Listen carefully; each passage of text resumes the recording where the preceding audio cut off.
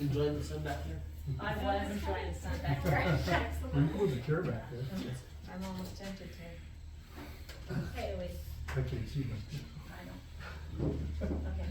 So the water immersion is a concept of coming into covenant, which is the Shabbat. It is an outward representation of entering or re-entering covenant with Yah. When we water immerse, there is unseen stuff going on around us. We want that unseen stuff to be the Aleph, which equals Yah. When we do any action physically, we should also do it spiritually. When we water immerse, a void is created, and the warning is to turn from your wicked ways and go to Yah.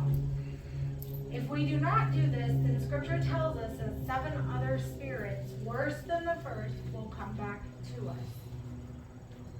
A biblical water immersion needs to have witnesses. Through the Scriptures that we read earlier, they all talk about a group of people or witnesses. During a water immersion, you can become vulnerable. There can be a spiritual transfer that happens. So absolutely no one except for your earthly headship should be touching you. Yeshua was baptized by John the Baptist. John the Baptist was next in line to be the high priest. At this time, Yeshua's father had already passed away. So this made Yohanan the next earthly headship for Yeshua. The water immersion is not a command. This is something that we can choose whether or not to do. It's kind of like a voluntary offering.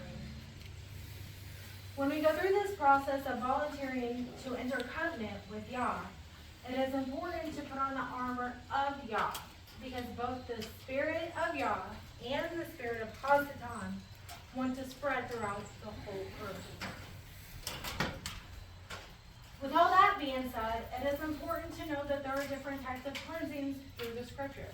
When you see a concept of water crossing, such as the Red Sea, which Brad was referring to earlier, this is a link to the birth waters, or a cleansing, or a crossing over, or a turning away concept.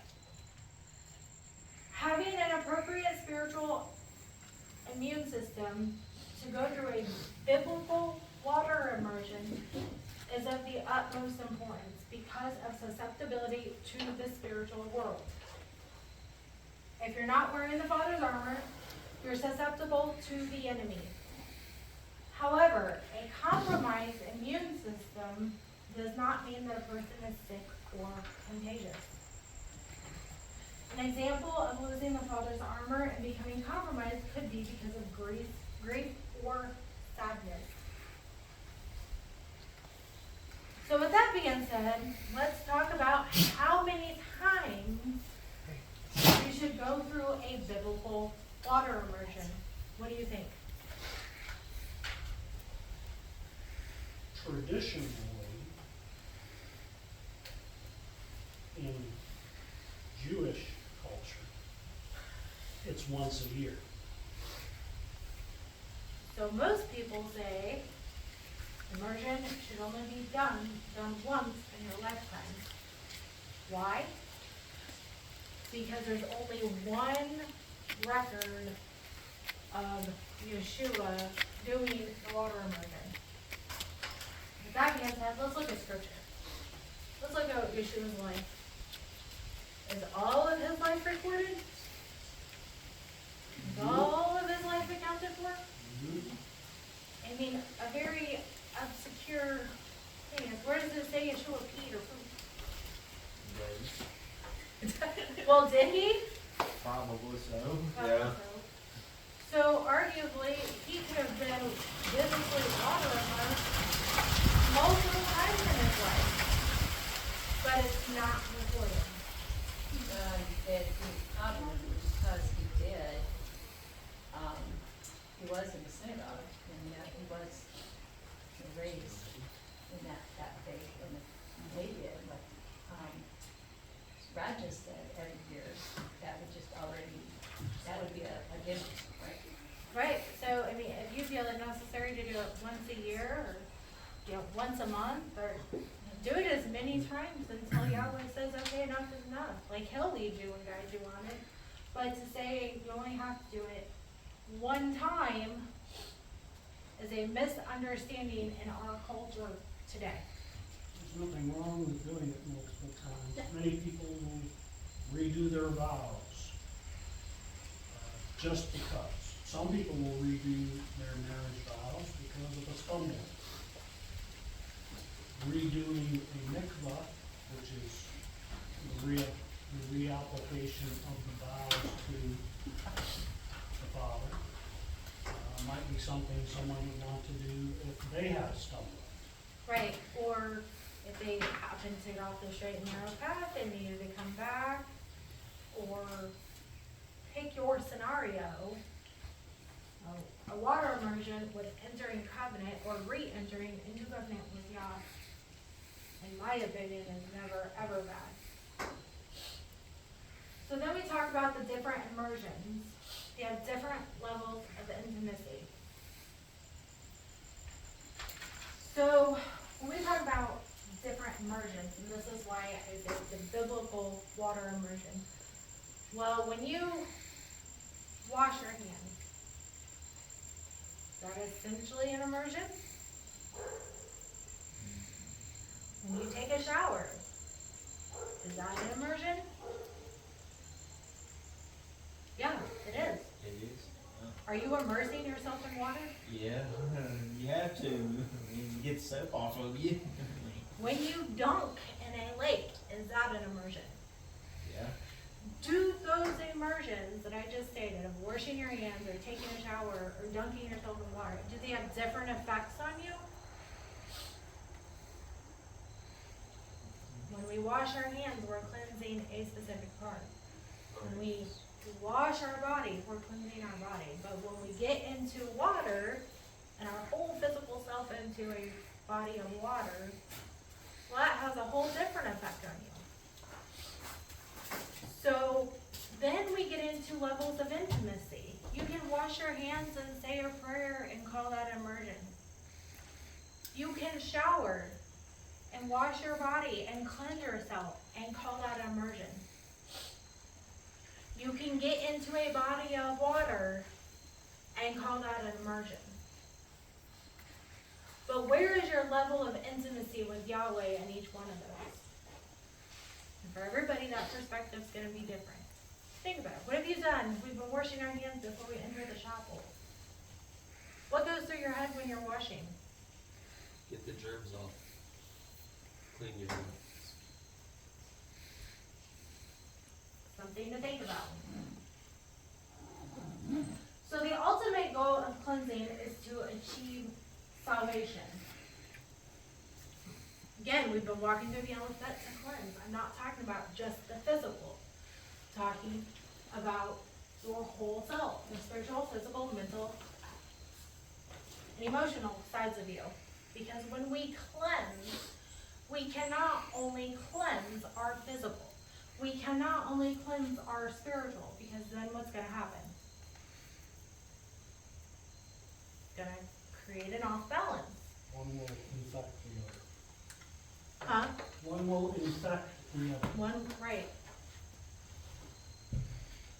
So it's to achieve salvation, to do a full cleanse. Yeshua said, "Come to me, all who are thirsty."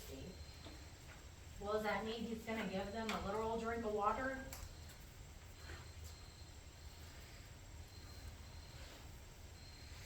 I'll give you more than that.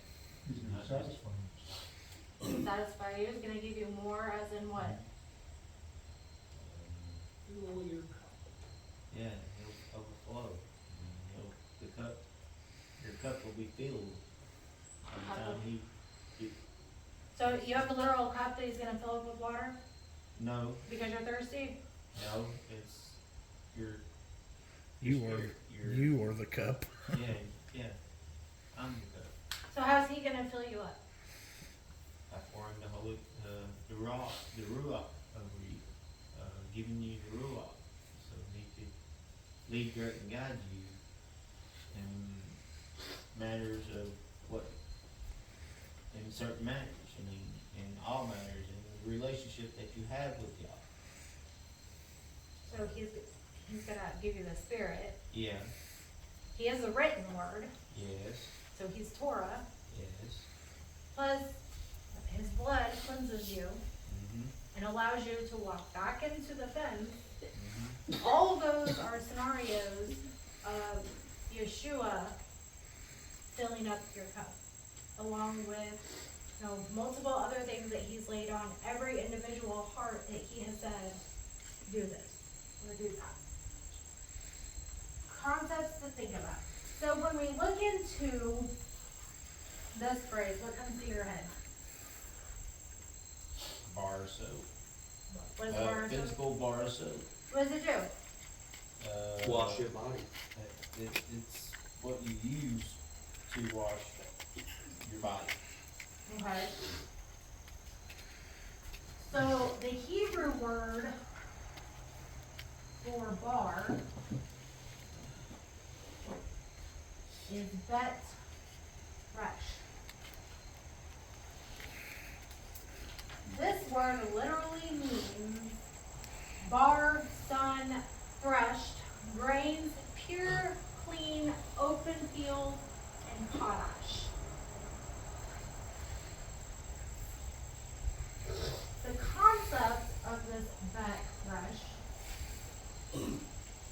is the structure shining. One of many concepts you can pull out of those two words.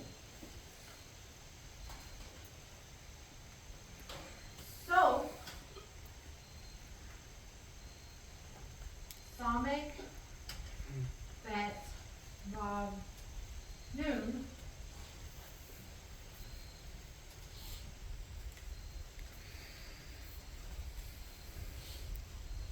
Literally means soap. The concept is an engineered structure separated, accounted for, and jumping out.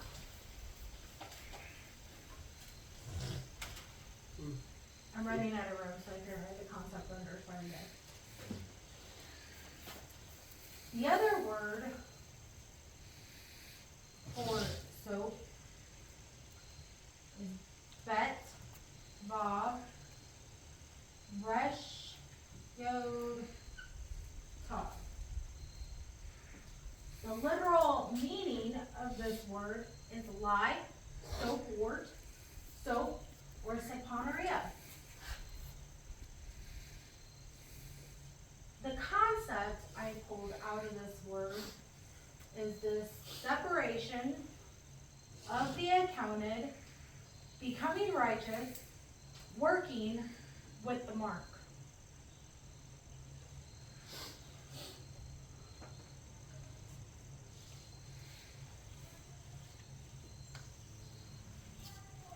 So when you talk about Yahs Soap is smart and brings forth shalom, after walking through the alphabet, after looking at what a bar of soap is, after talking about the water immersion, you have a lot to think about. Have there been seeds planted? You're more confused, more understanding? I still have a whole lot more questions, so next year you're gonna have, a whole lot going on. Like as you mentioned with the like the meaning of like the bet rush and like all that means, that means sun as well as with the potash. So if you want to, like a bar mitzvah is what they celebrate, the Jewish kids coming of age. But bet rush means sun as well. So if you figure like the sun or Yeshua being our potash or the means to create our soap or cleansing agent, that's through the definition of the word and what it means. Like, okay, Yeshua is our cleansing agent. he is our how we make, you know, potash and make our lye soap. He's the one that does the cleaning. He's our means of cleansing. That would be another way to look at that.